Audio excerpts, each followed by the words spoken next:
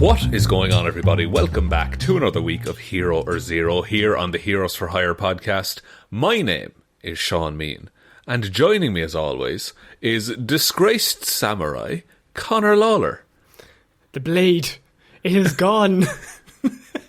Oh, he put some character into that one. I love it. Was that okay? Oh, that was good. You've seen Heath Ledger's A Knight's Tale. I mean, who hasn't? Who hasn't seen A Knight's Tale? It's one of the classics. It's one of the oh, wait. No, I'm thinking of The Last Samurai with Tom Cruise. And Billy Connolly. You were, but I'm going to let you style it out. Because A Knight's Tale is fantastic. There was a time in school where the DVD player was wheeled in, and... Oh, you know it's a good day. One Friday we watched A Knight's Tale, and then the very next Friday we watched The Last Samurai. This was in history class, by the way. Oh, definitely. Dead right. And so now those two are like mixed together in my brain. Our history teacher once made us watch Forrest Gump. And I think that's the laziest... That's the most tenuous fucking link to history I've ever heard. He's, they Photoshop him into places. Actually, we were talking in history class in school. This is in like first year, so I was like 13. And we were talking about medieval sieges and things like that. And so we watched the Siege of Minas Tirith from Lord of the Rings. Your teacher was a nerd. Shaun, by the way, have we introduced what Hero or Zero is?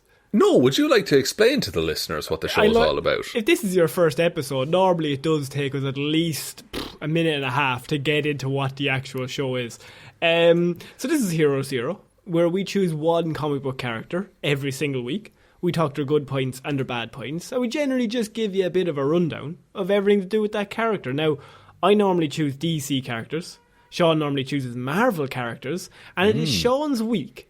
So I'm interested to know what character he has picked from a litany of Marvel characters who are both good and bad at various degrees of quality. This is true, Connor, and look, you say you normally do DC, I normally do Marvel. In a way, I've kind of done both this week. Because... Okay. And I touched on this in your Hero or Zero last week, but I stumbled across the most amazing website that I have in a very long time. So it's the website of public domain superheroes. Oh no. So these are superheroes that literally anyone can use and take any elements they want from. And what I've done is I've gone through the site, I've picked a few of my favourites, and I picked them because you can kind of see where inspiration may have been drawn from various comic book companies. Are we saying inspiration, or are we saying copy my homework but change it a little bit? There's one very egregious one, and I've saved it till the end. Because literally... Oh no, Catman! Wait, no, he already exists. Well, no, so I'll explain more once we get to that character, because there's one I'm going to tell you about him, and then there's one element that you're like, oh, okay, it's just a direct copy. Okay. So we're going to start off with just a bit of backstory. So Superman, Action Comics #1, that was 1938. Because that was so successful, a bunch of other characters from other publishers kind of sprang up. And then, of course, the war happened. Mm-hmm. And so at the end of that, a lot of those characters were fell out of favour, and a lot of the publishing companies went out of business. Because, to be honest, most of them were just fighting Nazis. A lot of it was they just punch Hitler until next week when we punch Hitler again. And then when the war ends, it's kind of like, well, what do we do now? Exactly. And that's why, after the war, even Marvel experienced it, or Timely Comics, as it used to be. War books just didn't sell anymore. And so all of those characters just dropped away, went into the public domain. Anyone could use them. And a lot of people did. So the first character I want to talk about is a character called Miss Fury. Now, Miss Fury was... You're going to love this. She was a wealthy socialite, Connor. As all the best heroes are. To be honest, they all were back then. They were all wealthy socialites. So she was on her way to a party when she discovered that another girl was wearing the exact same outfit as her to a party. Oh, fuck. Jesus Christ. We've all been there.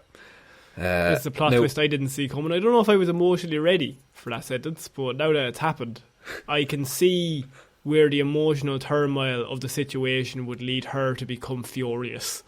Well, if a very good train of thought you've gone on there, Connor, but I'm about to immediately derail it with our next sentence, which is that her housemaid Francine suggested that, to prevent embarrassment, Marla could wear an African panther skin that her uncle had given to her in his will. Fuck off, Francine. That you know what Francine is? That's the friend that wants to look better. So it's you know what you could wear? The fucking weird thing in your closet that you haven't opened up for weeks. You know the fucking weirdy ugly Do you know the skinned panther that your uncle gave you? Wear that! You said to as me Francine is in a full ball gown. Pearls. She's like, you know what you could use? Short shorts and maybe just a jersey. Maybe a soccer jersey or something. Just wear that to the party. It'll be cool. And sorry, I also said Marla Drake is Miss Fury. That's her real name. So she was encouraged to wear this panther skin, but her friend Albino Joe advised against wearing the ceremonial outfit, meant to be worn only by a witch doctor. However, the outfit fit her precisely. I mean, I did not expect Albino Joe to show up here. I must admit, I did not know he was going to pop up in this story. And then to come in with good advice as well, fashionista advice. Fashionista advice and just general mystical advice. Albino Joe. Albino Joe, by the way, his whole deal is that he is an Indian man, but he happens to be albino.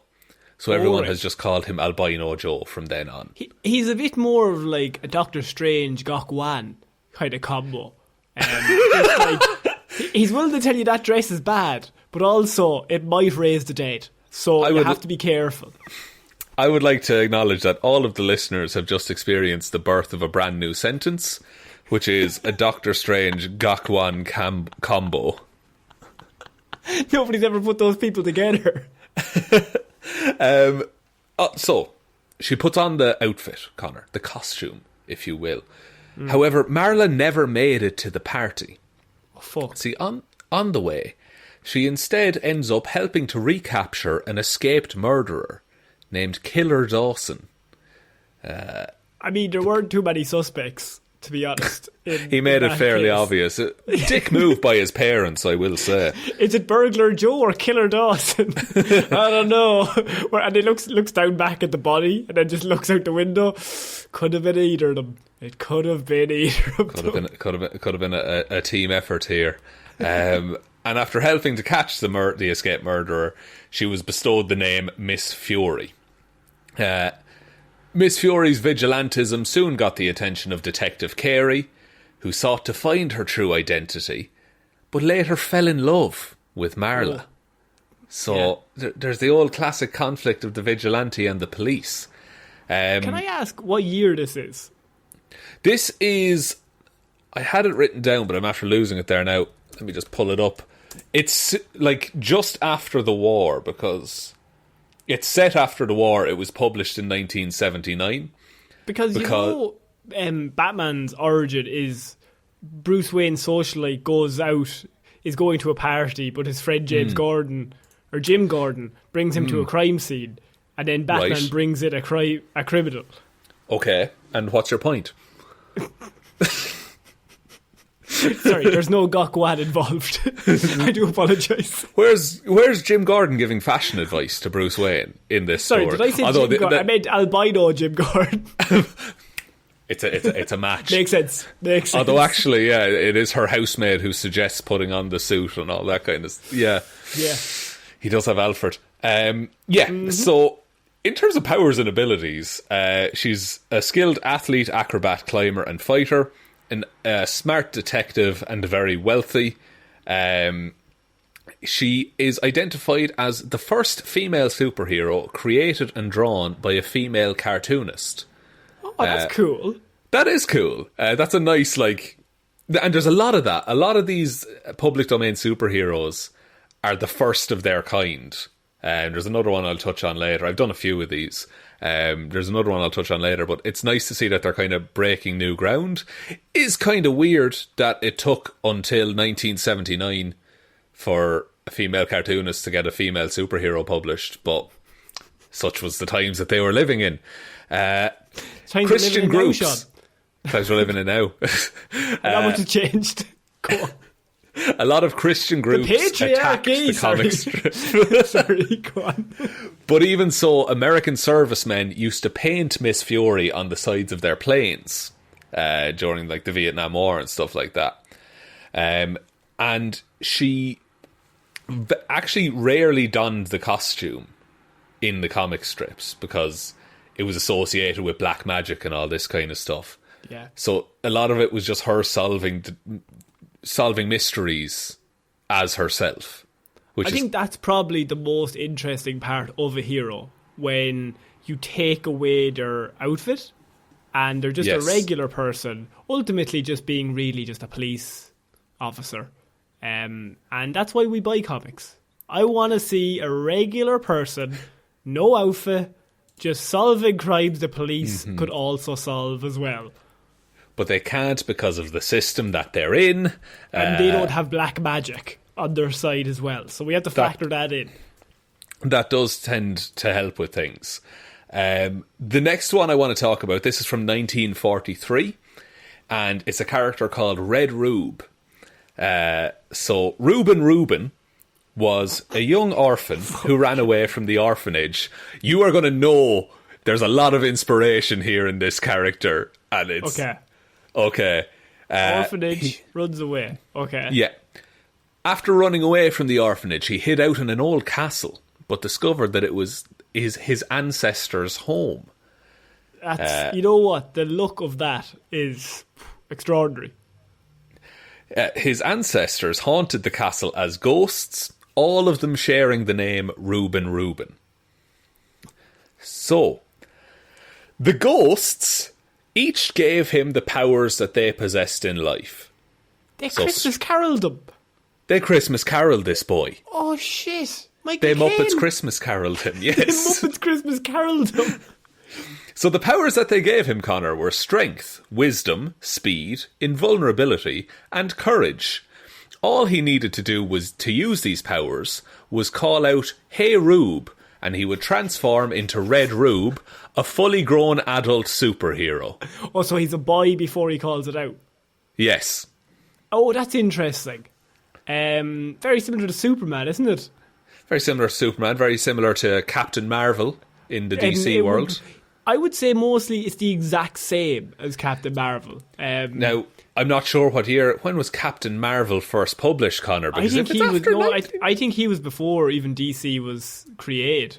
Captain Marvel was in the old comics. That is true. Oh yeah, 1939 apparently. So yeah, so just a copy then. Just a copy of Captain Marvel. Just a flat out. They're like, that's a cool idea. A child shouts a name and then becomes a grown adult with all the powers. Also, the ghost gave him exactly what Shazam has in terms of like the letters and the gods and all that shit. It's a very sleek way of doing it, Connor. I think you'll agree. Yeah, I agree. The next one is, going to be honest, Connor, it's a man with an eye patch. His name is Captain Battle. You know what? You would follow somebody called Captain Battle with an eye patch. You really would. And so, first line, John Battle, a veteran of World War I. So it's not even a cool name. His name is just his regular name. That's not cool. It's cool if he's John Smith, but he's Captain Battle. But not if he's John Battle. You can't that's just a regular title. He's Captain Battle. Yeah, well, wait till he meets Admiral Coward and we'll see how it goes. So he was a veteran of World War I. He saw that another war was coming and decided to stop it before it could happen. That's pretty impressive without 20/20 vision as well. It really is. I think he lost the eye later on, but So he could see it coming. understandable. Yeah. He could. He was wounded in the First War and didn't want to see that happen to anyone else. He set up a laboratory on top of a mountain and began fighting against warmongers. Sorry. No, go on. You'd have to take me back maybe one or two steps. So he goes to war. He has PTSD. He sees bad shit happen. Yeah. Step 2. Build a mansion in the side of a mountain, become a superhero. Pretty much. Yeah. Now, he's not alone. He's not alone, Connor, on the mountain. He also has his secretary, Jane Lorraine. He has like a full-fledged business up there. He has a secretary and a lobby and maybe waiting rooms. Oh, absolutely. He partnered with his son, Captain Battle Jr. To be fair, if your name's Battle, and the son got to captaincy as well. Got to captaincy. Good ranks. Very, very rising up the ranks very quickly, I would say. Very quickly. If the father's only a captain already and say he's 50, the son maybe 25, already a captain. Very impressive in terms of ranking. So he had no superpowers, but he had advanced technology, including, and I'd be honest, I picked this character solely for this gadget that he has. Okay. He has the curvoscope, allowing him to see anywhere around the curvature of the Earth. Sorry. So wait, if he wants to see a street in Tokyo, he can see it from the side of his mountain. Oh, he can. That's why he's up so high on the mountain. But, okay, follow-up question. Right. If he sees a crime that is, say, I don't know, in Spain, Barcelona, somebody's being murdered, he uses the telescope, he sees it. Does he then have to go get a flight to Spain? He doesn't need to get a flight, Connor. Captain Battle has a jetpack.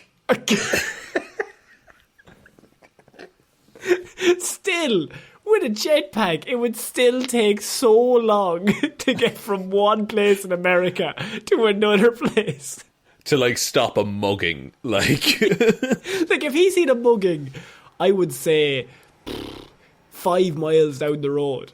I was also going to say 5 miles. Yeah, in the time it takes him to strap on the fucking jetpack, get the jetpack in the air, fly there, land, surely the crime has already been committed and everyone's at a loss.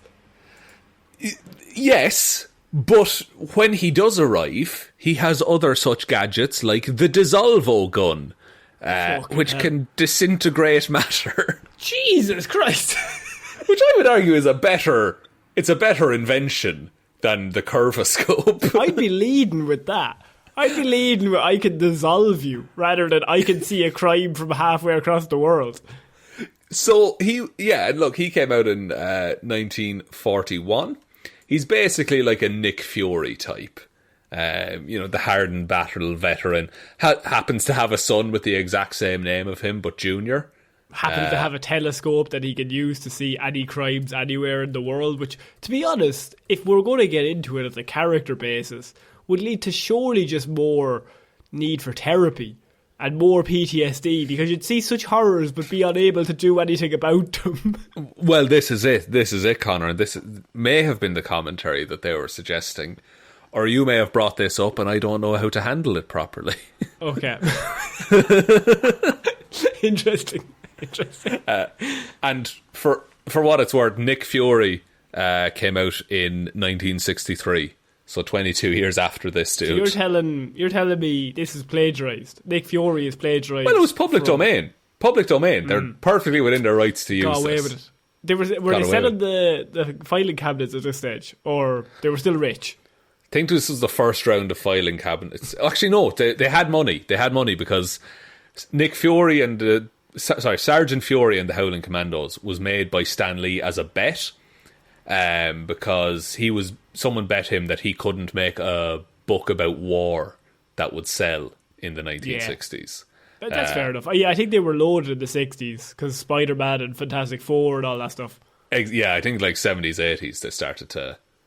Yeah, they dipped in the 70s and then they did X-Men. I think is all it was. Big in the 80s, and then they were selling filing cabinets in the 90s. Yeah, and then 2000s they were like fine, and then 2008 Iron Man came out. They decided to just have all the money. Yeah, and not give any to anyone else. And so we're going to finish off with, it's two characters, but they showed up in the same book. Oh, okay. This is a character by the name of Hellrider. Oh, very similar to somebody else. Oh, you see where we're going here. Almost similar to Ghost Rider. So, after graduating from Harvard, Brick Reese is drafted. These names are amazing. They're so good. Their child Brick. The kid from the middle. Who knowingly curses their child with the name Brick. Sorry to any bricks out there. I don't take the odds of bricks listening to this. They're If too you're a busy brick. holding up houses. Fuck's sake. So Brick is drafted and sent to fight in Vietnam. There he is wounded with a bullet to the base of the skull. Since the wound is inoperable, Brick grants his doctors permission to try an experimental drug named Q47 on him. Oh, good. The doctors say, "We don't know what kind of side effects this might have." Then why do you have it? Why do they have it there? Who gave it to them? This is just very random. It's just in the laboratory. Well, they have enough of it to give him a whole month of injections on the That's daily. good. Yeah. Look, we don't know the side effects. We're going to give you 3 years worth. We're going to keep doing this forever. We don't know the side effects, though. We cannot stress enough how worried we are about the side effects. Now, give me your fucking arm. This is your 5th injection today. So after a month of the daily injections, the bullet dissolves and Brick gains tremendous strength. However, the powers are intermittent, and as a result, he puts them from his mind. He just decides not to think about it. Just forgets about it. He just forgets about it. He returns home to the States. He joins a Los Angeles law firm. And then one of his clients in the law firm is abducted. Her name is Julie Storm. And he then decides to soup up his motorcycle, design a costume, and put his heightened muscles to work. Sorry, his occasionally heightened muscles to work as the Hellrider. How occasionally? It's like, it's very hard to say how occasionally, because the Hellrider Whenever comic the ran story for needs 2 issues. Okay. But So- I would say it's probably more of a device for plot. That, oh, I'm here to save you. Oh, no, I've suddenly lost all my powers. Exactly, and look, when that does happen, he has a black belt in karate to fall back on when his muscles fail him. His Harley Sportster motorcycle is equipped with a flamethrower under the headlights, rocket boosters, which can give him nearly vertical ascent, napalm tanks, and a jet which throws out an oil slick from the front. At the front? From the front. That'd be the worst place to put it. Why would you put it in front of you to shoot out the Now, oil slick? I've nearly caught up with them. Quick, put the oil in front of me. But this friction, it's keeping me from catching the criminals. They're like, he gets in front of them and he's like, now quick, I'll release my oil, and in 3 minutes after I skid over that fucking barrier, they'll be driving straight over it, and then it's easy pickings for me. And so he also teamed up with a character named Butterfly on occasion. Again, showing up in the 2 issues of the Hellrider comic. You know what, that's kind of a bold strategy to have 2 issues that already have a crossover. It's pretty good, right? And Butterfly had a jetpack for flying and a costume laden with strobe lights, so she could blind and distract her enemies. So her name is Marion Michaels. She's a Las Vegas cabaret singer by night and the crime-fighting Butterfly by even later night. When they wrote that, they all high-fived and then walked out. They're like, we did this. We've nailed it. We've got this sorted, folks. Can I just ask, real quickly, has anyone ever associated a butterfly with bright lights? That's a very good point. They're generally known for being just beautiful and delicate creatures, not blind you if you look at them kind of things. I don't think anyone has ever associated butterflies and like, oh, that light is so blinding, or even, wow, that's a bright light. If there's one flying insect that is related to light, it's a moth, surely. You would pick the moth. You'd pick the moth, and it's like, oh, I brought my own flame. You know, like, that's what the moth would say. So, and look, I'm going to finish off on a couple of bits of trivia. First of all, about Butterfly, she was the first black superheroine in comics. That's actually a very good thing. Very good thing. And then the next ones, they apply to both Butterfly and Hellrider because they're from the same comic. So the Hellrider comics were mature audience magazines, and so they did not have to abide by the Comics Code Authority back in the 70s, which stopped people, like, you couldn't show blood and like you couldn't show evil winning and all this kind of stuff. So they were exempt from all of that. But as I said, there were only ever 2 issues of Hellrider. A third was completed but was never published. And finally, the publishing firm Skywald did not include a proper copyright notice on its issues of Hellrider. Meaning, because of copyright law at the time, as soon as it was released, the characters became public domain. They just stopped owning. They definitely got told that after issue 2. So it was like, hey guys, have you read the copyright thing on the cover? It doesn't actually give you the ownership. What? What? Yeah. They're like, guys, we're going to be home for Christmas. We've got 3 already lined up. Oh, we're going to be millionaires. This character's going to be ours and ours alone. Say what? Interesting you say that, Connor. And I don't mean for this to like turn into, oh, this company did this. But Hellrider, the first 2 issues came out in 1971. Ghost Rider, the Marvel motorbike-bound superhero, came out in 1972. Interesting. Very interesting, I would say. Stan, we're going to have a chat, Stan, because what's happened here is somebody has come to Stan and they've said, there's this weird character that had 2 issues, but it's free domain, so we could just copy it. And he went, yeah, do that. Let's print some money. And in keeping with all of our conversations about Ghost Rider, technically it's fine. Technically it is fine that Ghost Rider has sex with his own sister, and technically it is fine that Marvel copied off Death Rider. But we can all agree it's a bad move. It's shady. It's in the heavy mood of shadiness. So that's my report on just a few public domain superheroes that are out there. There's a bunch more, but those are just some I thought, like, you can actually clearly see all of the parallels in these. I would actually be intrigued now to look in that next week for like a DC version. I already have my DC Hero Zero lined up for next week, so maybe like might go after that. I might have. That's a good shout.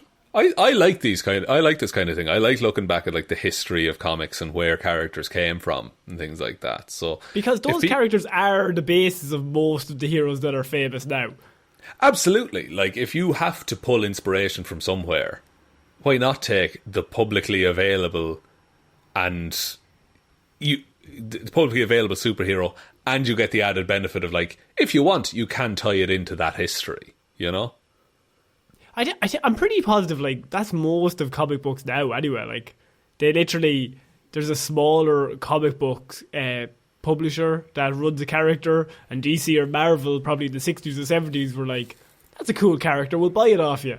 I'll give you $3 billion. And they're like, okay, fine. That's actually the Teenage Mutant Ninja Turtles. The guys who made that are like loaded, but they have the cool thing of like they just never sold it for like ages. Like they eventually sold it. I think one of them sold it in the start of the 2001, and the other one maybe 2010. But like for all those years when they were printing money, like Marvel and DC kept coming to them and were like, work with us. Like, we could make money together. They're like, well, we're making trillions by ourselves, so we're just going to keep doing whatever we're doing. Yeah, that's a real success story. Like, because they started out as a very violent, like, comic book series, and then became like kids' TV show, and just made Teenage bank Mutant Ninja off Turtles that. fascinates me because those guys are like two of the richest people in the world in all comic books, and It shouldn't work, but it does. Idea. I'd like to hear if people enjoyed like this episode or even the concept of this episode. Do let us know, and we can look into doing more if needs be. But do you want to, Connor? Do you want to take us out? No. Okay, No, I fair don't. enough. Right. Imagine What if I just ended it there? Just a hard cut. just a hard cut. Should we? Should we do it? If you like what you heard here, we have lots of other Hero Zeros that you can go check out. Lots of DC and Marvel characters that we've covered. If you could give us a like and a review on whatever platform you're listening to this on, it would really help us out. I don't know why. It's above my pay grade, but apparently it helps. The more likes you get, someone once told us that the more likes you get, the better a person you are. No, that's not true. Apparently, the more likes you get, or like the better review you have, the more likely it is Spotify will be like, "Hey, you like comic books? Maybe you like this." That kind of stuff. Algorithms and all that stuff. If you could give us a like, that'd be fantastic. You can follow us on Twitter. It's at Heroes for Hire Pod. The 4 is the number 4. Facebook is Heroes for Hire Podcast. Instagram is Heroes for Hire Podcast. We also have a Patreon. Over there we have loads of extra episodes. We've got all these movie reviews. We've reviewed most of the Disney Plus series that happened last year. So if you want to head on over there, you can become a patron today. And you get access to all that extra content. It's all the good stuff, the VIP stuff. The VIP stuff, the Batman Returns stuff, the Spider-Man 3 stuff. Mostly Spider-Man 3 stuff. And you can we also have a Facebook group, Detective Divil's discussion group. You could join that and get amongst all the chats. But most importantly, you can just tell one human being that we exist. Just the one, please. So I have been Ciara Lawler. I have been Shaun. And we shall see you all next week, guys. Bye. Bye.